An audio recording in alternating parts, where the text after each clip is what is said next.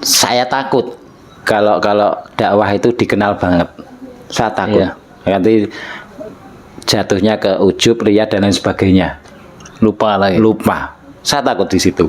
Makanya kalau jalur sekarang dakwah saya adalah jalur pinggir. Kalau terbiasa nerima, maka keikhlasanmu akan hilang waktu itu. Lambat laun akan hilang. Karena kamu akan setiap habis ngajar, kamu akan nunggu amplop. Iya. Akan seperti itu. Dan ketika itu tidak terjadi, kamu akan merasa kecewa. Saya diingatkan gitu. Gitu.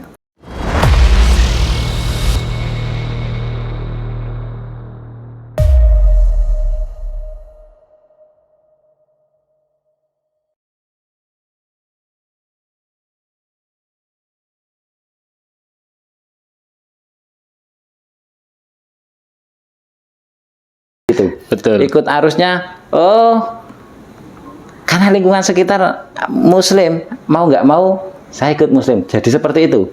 Iya. Ya, tapi karena beliau lah Ustadz Jundan ini, saya benar-benar merasa menjadi mu'alaf yang ada bekalnya. Masya Allah. Nah, dan ini masih berlanjut. Beliau mempunyai rekan-rekan ustadz-ustadz, guru-guru, dan akhirnya saya pun dikenalkan dan bisa masuk ke bekerja di sebuah penerbitan buku Islam, Al-Qawam. Sampai sekarang masih, alhamdulillah masih ada. Al-Qawam sekarang di itu Solo Baru ke Selatan itu kantornya Al-Qawam, masih ada. Di penerbitan buku Al-Qawam ini saya mendapatkan lautan ilmu. Masya Allah. Karena waktu itu kan belum ada editor secara komputer, tapi kalau mau cetak itu kan layout pakai kertas bening itu, tempel-tempel itu loh. Betul. Nah, di situ saya mau nggak mau kan saya harus baca itu, ngedit seperti itu. Disitulah saya menemukan, ilmunya ini, keterangan seperti. Di situ saya banyak belajar, banyak membaca kitab-kitab dari rata-rata kitab-kitab dari Timur Tengah. Pemahaman Islam semakin terbuka, pemahaman tentang dunia dakwah pun juga mulai terbuka. Karena paling tidak orang luar tuh nganggapnya orang yang bekerja di penerbit buku Islam itu pasti orang-orang terpelajar, orang pinter, orang-orang alim. Padahal belum tentu juga. Betul. Saya sendiri masih umi, masih dibandingkan dengan rekan-rekan di situ jauh sekali. Jadi, tapi saya nggak putus asa, saya nggak sungkan.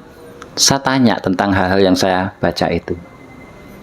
Bahkan saya diberi kesempatan untuk mengenal yang namanya almarhum Ustadz Wahyuddin, Ustadz Abu Bakar, pengajar di pesantren Al Mukmin tuh, yang Masya Allah luar biasa, mereka baik-baik dan lembutnya luar biasa, penuh kelembutan, beda dengan yang dianggap orang-orang, beda, penuh kesabaran membuat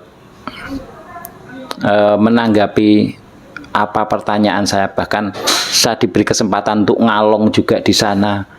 Setiap hari saya membuat 10 pertanyaan. Setiap hari saya bertanya kepada ustadz-ustadz senior di sana untuk lebih tahu dan mencari tahu. Jadi kalau kita nunggu diajarin, maka kita taunya yang itu-itu aja. Tapi saya punya pikiran terbuka itu karena saya membaca banyak buku. Dan itu saya nggak paham yang saya baca. Makanya saya harus mencari pencerahan nih. Saya sampai, Pak Amir itu sampai udah tanya terus sana. Di banyak orang-orang yang berjasa dalam hidup saya, dalam mengangkat saya secara batin, secara keimanan. Banyak sekali. Itu yang ngantar ke mana?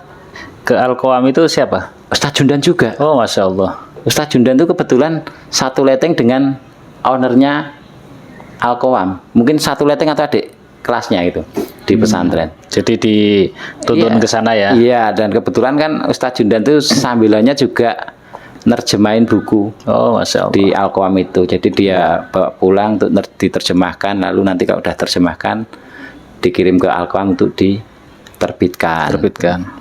Nah di Al-Qawam itu kan saya diberi kesempatan banyak untuk belajar dari yang saya nggak tahu apa-apa jadi tahu.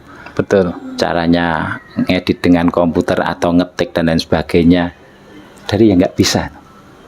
Itu salah satu ilmu juga sebenarnya Masya ternyata. Allah. Jadi demikian indahnya tahu saya kalau mau belajar Islam, demikian indah juga persaudaraannya. Mereka nggak melihat saya seorang mualaf, tapi mereka merasa bangga bahwa saya orang yang pertama kali menundukkan sebuah metode dengan waktunya. Mereka bangganya di situ.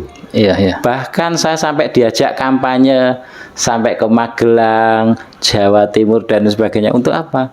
Memberikan contoh Tsaqifah itu. Jadi orang pertama ya. Iya. Untuk metode Tsaqifah itu. Iya. Ya? Masya Jadi, Allah. Ini yang membuat mereka bangga. Iya, iya. Nah, sampai selanjutnya kan Tsaqifah menjadi sebuah yayasan sekarang kalau nggak salah itu yayasan Puskiba. Tapi saya nggak tahu siapa yang mendirikan. Yang pasti saya lebih ke jalur pinggiran. Jalur pinggir yang nggak mau terkenal juga istilahnya. Memang saya takut kalau dakwah itu dikenal banget. Saya takut. Iya. Nanti jatuhnya ke ujub, riya dan lain sebagainya. Lupa lagi. Lupa. Saya takut di situ. Makanya kalau jalur sekarang dakwah saya adalah jalur pinggir. Jadi saya mengajar anak-anak, bapak-bapak supaya apa mereka juga paham juga. Kampung-kampung lah ya. Iya, kampung-kampung itu. Ya alhamdulillah banyak yang sudah bisa baca, bisa sekarang mungkin lebih fasih dari saya. Itu Masya alhamdulillah. Allah. Dan itu menjadi motivasi saya untuk lebih baik dari mereka lagi. Iya. Karena kalau saya sudah tersaingi dengan tanda kutip santri saya atau murid saya dalam bacaannya dan saya tertantang untuk lebih baik lagi. Betul, betul. Karena untuk mempertahankan, bukannya saya membencinya, enggak, justru saya merasa bangga. Seperti ustadz saya itu, ketika saya sudah bisa dan menundukkan metode itu yang masih kasar, dia mah mencari lagi, baru lagi supaya Iya. lebih diringkes lagi gimana ya.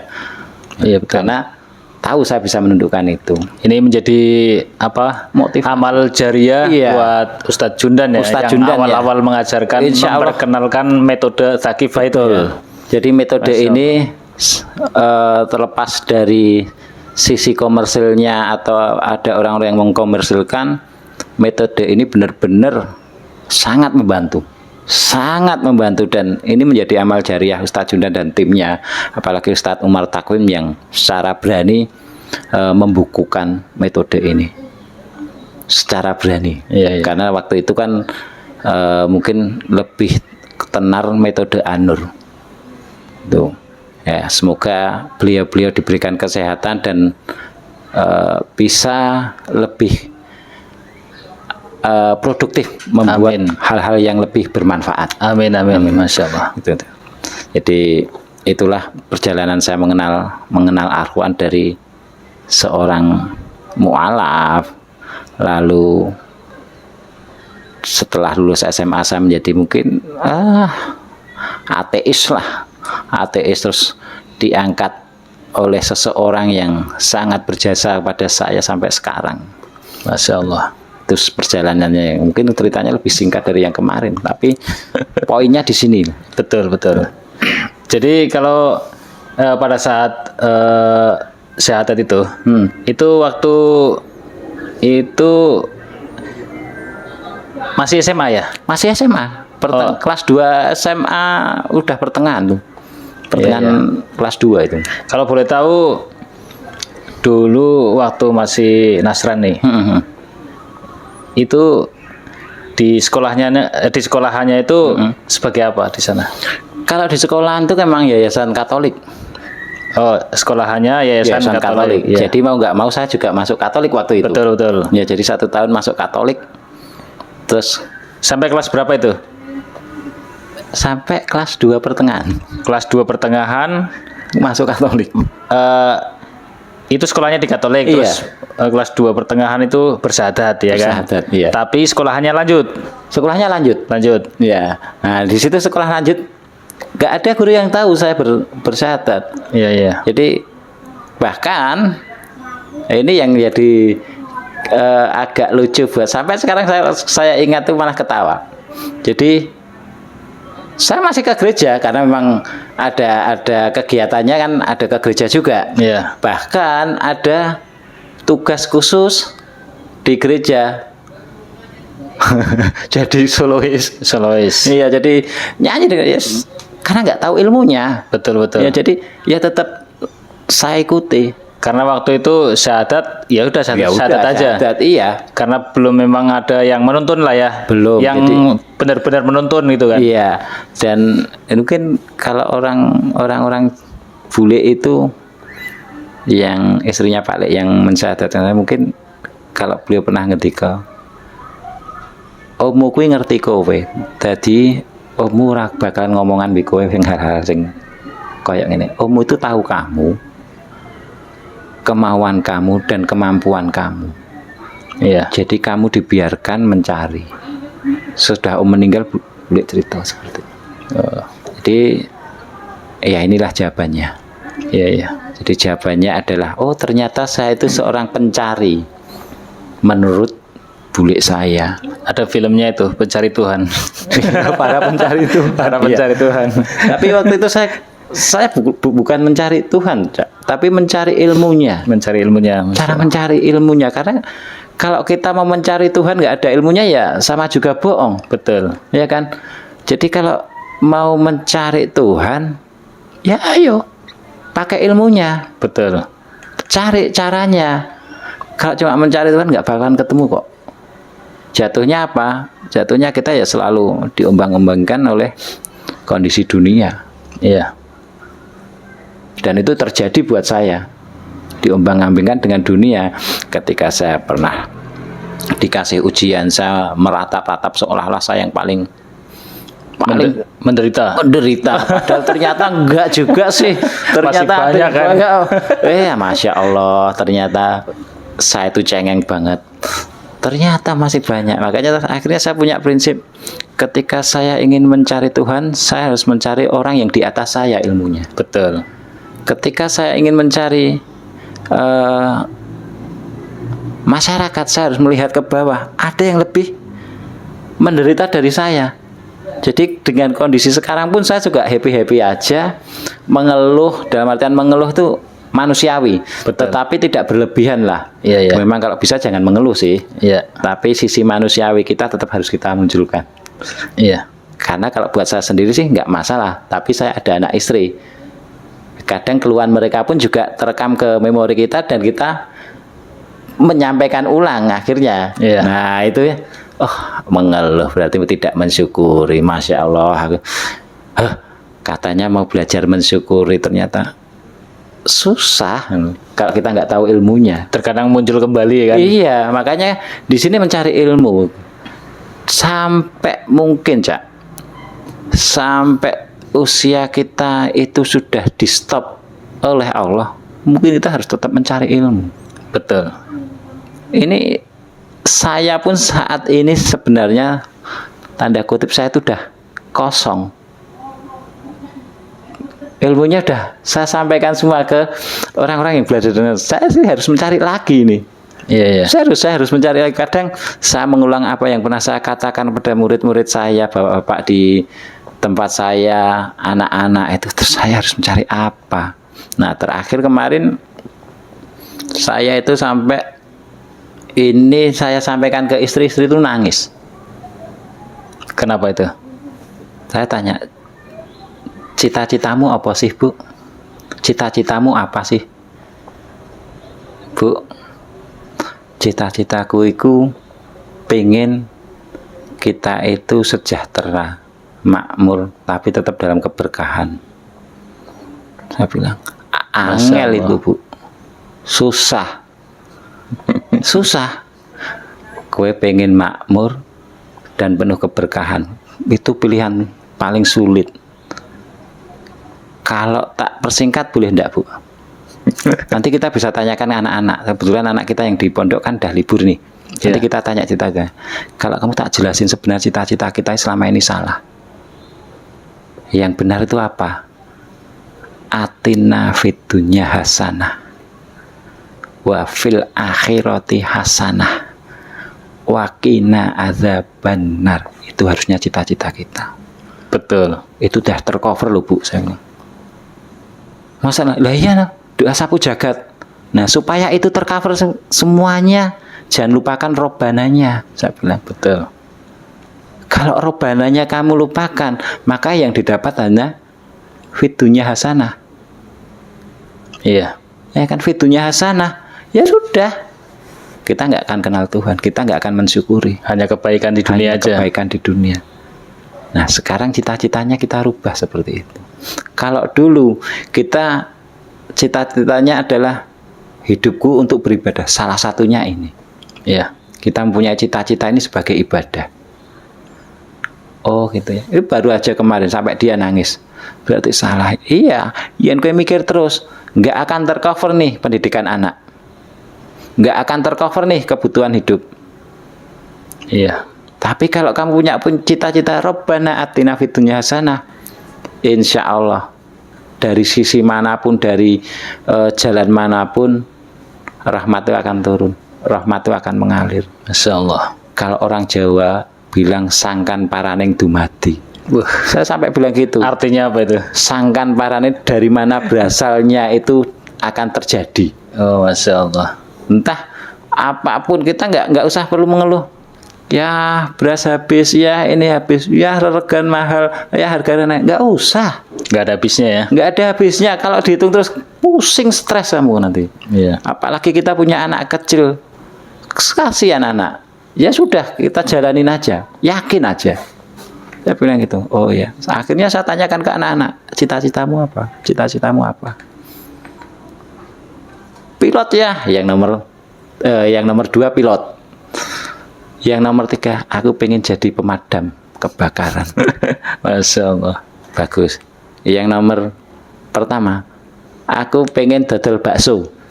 Dia, oh iya, jualan bakso tapi yang jualin orang-orang. Aku cuma di Masya rumah Allah. aja. Jadi bos lah. Oke, mantep. Tapi itu dunia. Iya. Saya bilang, harusnya cita-citamu apa, Le? Kalau boleh dikoreksi, diperbaiki. Atina fid dunya hasanah wa fil akhirati hasanah wa qina adzabannar. Saya bilang, kok gitu ya? Nah iya, dari juragan bakso berarti fid dunya hasanah wa fil akhirati hasanah. Dengan baksomu berjualan orang banyak, bermanfaat untuk orang banyak, akan menuju ke akhirat yang bagus. Ya kan? Oh iya. Nah, makanya cita-citamu itu yang spesifik, yang paling utama adalah gimana kamu mendapat kebaikan tetapi kamu bisa bermanfaat untuk orang lain. Apapun profesinya ya. Betul. Jadi Iya, iya. sekarang kita rubah mindset untuk cita-cita. Atau jangan-jangan ini bakso syariah. Ya, bisa jadi. Ya, karena kebetulan dia di pesantren juga karena ambilnya di kelas Usuluddin. Oh, Masya Allah. Jadi kalau yang di pesantren ini ya? yang di pondok yang paling gede nih kebetulan ya agak-agak selengean. Kalau itu sih saya nggak akan menyalahkan karena itu adalah kaca saya, cerminan saya.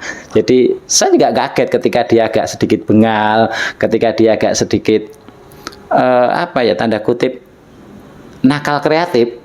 Iya, iya. Saya nggak melarang karena itulah cerminan saya nggak bisa menyalahkan. Terus ya masih muda lah, masih Iya. labil lah ya. Ketika mungkin seumuran dia dulu dengan dunia yang penuh keributan, ya. Tapi dia dunia yang penuh dengan keusilan. Keusilan. Nah itu yang buat saya bagus, kreatif. Iya, iya. Bahkan dia pun juga mempunyai sense of business kalau saya bilang. Jadi ketika kemarin kenaikan kelas kelulusan itu kakak kelasnya itu ditanyai, almari kasurnya masih dipakai enggak? Kalau enggak saya beli. Ya, tapi kebanyakan enggak dibeli, diberikan aja sama kakak kelasnya yang lulus. Nah, Diwariskan lah. iya diwariskan, numpuk banyak sampai satu ruangan. Iya, iya. Dia datang ke kelas 2, SMP yang sanawiyah, kamu lemarinya tambah lagi enggak? Kamu tambah lagi enggak? Ini harganya cuma 75.000 satu lemari. Dijual. Itu kesalahan, saya bilang itu kesalahan loh. Enggak no ya, itu HE santri-santri yang lulus terus diberikan ke saya, dikasih, ya daripada ngonggrak saya jual aja. Kenyataannya kalau di pondok itu satu lemari kurang kok, rata-rata punyanya 3, makanya tak jual, dapat uang. Aku bisa ikut kegiatan liburan kemarin, aku bisa pakai hasil itu untuk saku kegiatan alam 3 hari. Masya Allah. Yes, selama itu tidak merugikan orang lain dan mentang peraturan pesantren, tidak apa-apa. Tapi ya sempat miris juga. Tidak pernah saya kirimin uang saku, bahkan administrasi aja sampai 2 tahun belum selesai. Tapi kok dia sudah bisa menghasilkan sendiri untuk mencukupi diri saya. Orang tua pun nangis. Betul. Istri saya itu sampai nangis. Piye toh ya, gimana toh ya, anakmu bisa seperti itu. Aku takut itu nanti malah jadi pengaruh di pelajarannya. Insya Allah enggak. Saya bilang, insya Allah enggak. Dia tahu repotnya orang tua. Iya. Nah, saya sampai bilang ke anak saya, Abdi, ketika ayah ini saat ini bekerja di dunia tidak mendapatkan hasil yang memuaskan untuk kalian, ayah banting setir kerjanya di bidang akhirat, menyenangkan Allah. Tapi dibantu ya, ayah dibantu, doakan ayah sehat. Iya. Karena ya kamu yang mempunyai ilmu itu, adik-adikmu belum. Doakan ayah sehat, ayah kuat. Jadi ketika ayah diminta untuk mengajar orang, ayah bisa berangkat. Dan perangkat yang ayah siapkan itu selalu tersedia kebutuhan untuk dakwah itu. Insya Allah ya, insya Allah kita doakan. Itulah yang membuat saya semangat. Akhirnya nggak mikir-mikir banget lah tentang ekonomi dunia dan lain sebagainya. Yang saya pikirkan sekarang, tadi saya sempat cerita, saya habis kehilangan murid. Itu yang bikin saya sedih mah, mikir. Walaupun nggak banget, tapi mikir itu. Saya lebih merasa kehilangan ketika orang yang belajar itu putus. Sangat kehilangan. Iya. Nah, itu pengalaman saya bertarbiyah, berdakwah, yang sampai sekarang ghiroh saya masih tetap mencari dan mencari. Jadi sekarang aktivitasnya apa? Kalau aktivitas masih, kalau pekerjaan dunianya masih serabutan, kadang dicomot sana, kadang dicomot sini gitu. Masya Allah. Terus untuk dakwahnya ya ngajar hari Senin, Jumat, sama Ahad. Itu yang pakai metode Sakifah. Bahkan sebenarnya untuk anak-anak pun juga belum bisa pakai Sakifah, tapi saya membuat satu metode dari Sakifah juga. Cuma ini yang saya khususkan untuk dikembangkan. Iya, saya mengembangkan terapannya untuk anak. Iya, iya. Jadi kalau untuk terapan untuk anak, saya anjurkan untuk menulis. Iya. Kalau bapak-bapak atau ibu-ibu itu memang tidak bisa saya paksakan untuk menulis. Sudah mau baca aja, alhamdulillah buat saya. Iya, bersyukur lah. Iya. Jadi yang penting mau ya. Mau. Kuncinya kalau saya itu mau. Ketika mereka mau, saya pun lebih semangat. Iya. Bahkan ketika kan ada pernah suatu hari itu hujan deras, saya nunggu, tetap datang. Padahal hujan deras. Siapa tahu, saya juga nggak mau mengecewakan. Nanti kita kalau tahu di pos yang biasa kita pakai itu nggak ada orang, biasanya langsung pulang, kiranya libur. Saya tunggu juga, datang juga. Berarti niatnya memang gede. Iya. Nah, kalau memang sebenarnya bisa saya di apa ya, privat. Ada yang minta privat, tapi saya nggak mau. Privat itu kalau saya minimal satu keluarga. Iya. Jangan satu orang. Kalau satu orang percuma waktu saya. Karena apa? Kalau satu orang, yang bisa cuma dia. Iya. Nggak mungkin dia bisa ngajarin waktu itu juga ke keluarganya. Terus waktunya habis ya. Iya, langsung satu keluarga gitu. Jadi memang pernah ada yang ngundang seperti itu, tapi saya tolak karena hanya satu orang. Kalau bisa bawa teman, nah saya bilang gitu. Supaya apa? Supaya ada kompetisinya. Karena itu kalau sendirian Cak, metode itu kalau sendirian jadi membosankan. Semangatnya kurang lah. Iya betul, kesannya jadi membosankan. Jadi kalau metode belajar Al-Quran itu sebisa mungkin ada temannya. Iya, Karena untuk memacu semangatnya gitu, Cak. iya betul. Tuh. Ya begitulah dunia dakwah, memang seluk-beluknya unik kalau kita mencari. Tapi kalau kita stuck, ya sudah selesai. Terus ketemu akhirnya, oh ini loh, ternyata Islam ini luar biasa. Itu ketemu di mana itu? Pada saat apa itu? Ya, jadi saya melihat Islam itu luar biasa itu ketika salah satunya ini. Tadi saya ketemu Ustadz saya itu. Oh, awal mula ketemu Ustadz Jundan itu ya? Ustadz Jundan, lalu akhirnya saya bisa mereguk lautan ilmu dari teman. Itu Islam itu luar biasa. Iya. Luar biasa betul.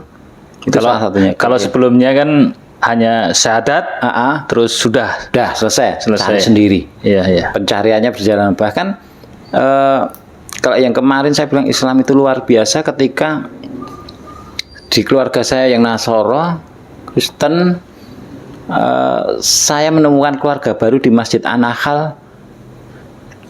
Anak-anaknya di An-Nahl itu tidak melihat saya orang situ. Saya istilahnya penduduk situ tidak dilihat itu. Tapi saya diajak kumpul di situ. Bahkan tidur di masjid itu.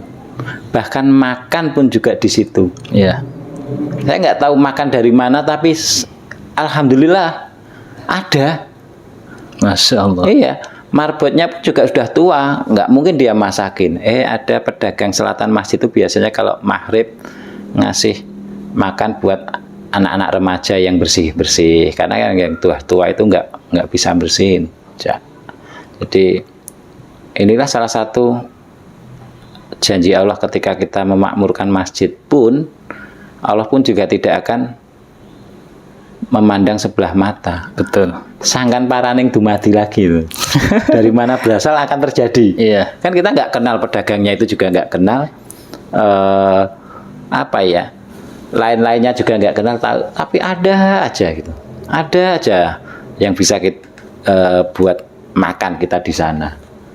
Iya. Mungkin dari situlah akhirnya saya menemukan, saya berpindah-pindah masjid dari An-Nahl. Saya ke Masjid At-Taqwa, saya disuruh ngelola masjid TPA-nya juga, Masjid At-Taqwa. Ngruki. Oh, di Ngruki juga. Iya, jadi itu masjidnya keluarganya Bapak Muhammad Amir SH. Iya. Jadi dulu pengasuh Pondok Pesantren Al Mukmin. Pernah juga menjadi anggota dewan di Surakarta, kota Surakarta. Masya Allah. Dan salah satu orang yang mengislamkan Pak Lukminto Bos Sritek. Almarhum Pak Lukminto itu Pak Masya Amir. Allah, Masya Allah. Iya, jadi, beliau ya? Iya, beliau. Jadi saya disuruh ngelola masjid itu, ngerawat lah waktu itu. Iya, iya. Dan kebetulan di sana ternyata walaupun di sekitarnya ada lingkungan pesantren, warganya itu belum bisa baca Al-Quran juga. Warga jamaahnya. Iya. Yang di belakang dulu. Nah, ini sebuah tantangan buat saya. Tantangannya untuk mengembangkan Thaqifah ini lagi. Iya. Saya ditantang sama Ustadz Jundan itu. Karena yang di pesantren itu terkadang dari orang-orang jauh juga kan. Iya. Justru yang di kelilingnya di sekitarnya belum tentu. Nah. Padahal waktu itu ada jaminan, maksudnya jaminan bahwa penduduk atau warga sekitar Al Mukmin itu boleh nyantri, boleh mondok gratis. Masya Allah. Gratis waktu itu. Bahkan yang masukkan anaknya ke pesantren itu diizinkan. Tapi karena memang masih masyarakat tradisional, istilahnya Ngruki waktu itu kan masih desa, belum seramai sekarang ini. pasti tradisional banget. Jadi mereka ragu untuk masuk Iya. pondok itu. Dan jauh dari kata-kata istilahnya pondok itu ekstrim atau radikal, nggak ada sebenarnya. Itu hanya mindsetnya aja ya. Mindsetnya aja. Nanti mungkin apa dalam pandangan orang-orang di kampung itu kan, wah mondok mau jadi apa? Iya, betul. Iya kan, rata-rata Betul, seperti betul. itu kan. Pada waktu itu kan memang rata-rata pengen anaknya itu habis sekolah kerja, Iya, iya. ya kan. Termasuk warga-warga di situ juga gitu. Dan yang jadi efek buruknya adalah justru mereka yang Muslim lama, tapi belum tahu tentang Islam. Iya, iya. Nah, disitulah saya ngajar ibu-ibu yang pertama. Justru malah ibu-ibu. Iya, iya. Jadi masih bujang juga saya. Ibu-ibu, jadi ada nenek-nenek, ada ya ibu-ibu rumah tangga lah. Itu saya sampai gimana caranya ngadepi ibu-ibu. Kadang kan ibu-ibu itu lebih reaktif atau lebih vokal daripada bapak-bapaknya. Iya, betul. Wah, Apalagi ustadznya masih muda kan. iya, pada saat masih itu kan. masih culun banget, masih yalah. Belum tahu apa-apa itu. Ya udah, ngajar pelan-pelan. Akhirnya bapak-bapaknya juga minta jam. Oh, Masya Allah. Jadi Maaf, itu inisiatif sendiri atau ada yang apa mengalokasikan? Ini loh di sini banyak. kalau saya itu lebih ke inisiatif sama keinginan warganya. Oh, gitu. Jadi dari dua sisi ya. Dari anak-anak yang TPA, dari Iya. anak-anak TPA itu kan ada remaja-remaja, biasanya juga ikut ngaji, tapi ada yang nggak bisa, terus saya sisipin Sakifah itu, Masya jadi Allah. bisa. Iya, iya. Terus orang tuanya cerita ke orang tuanya, saya Mas Wahyu itu ngajari Quran bisa kok, habis sholat. Akhirnya ibu-ibunya itu tertarik, Bu, saya diajari Mas, Pak, dan lain sebagainya. Ya udah Bu, waktu itu saya masih pakai fotokopian, Cak. Belum wujud buku. Fotokopian saya bagikan. Cuma saya kan masih di Alkoam juga, itu kerja di Alkoam. Oh, iya. Saya punya kelebihan mungkin ngeprint gratis lah. Iya, iya. Karena kerjanya di situ ya kan. Kertasnya juga. Itu tahun berapa sih? Itu di Alkoam itu sekitar tahun 2000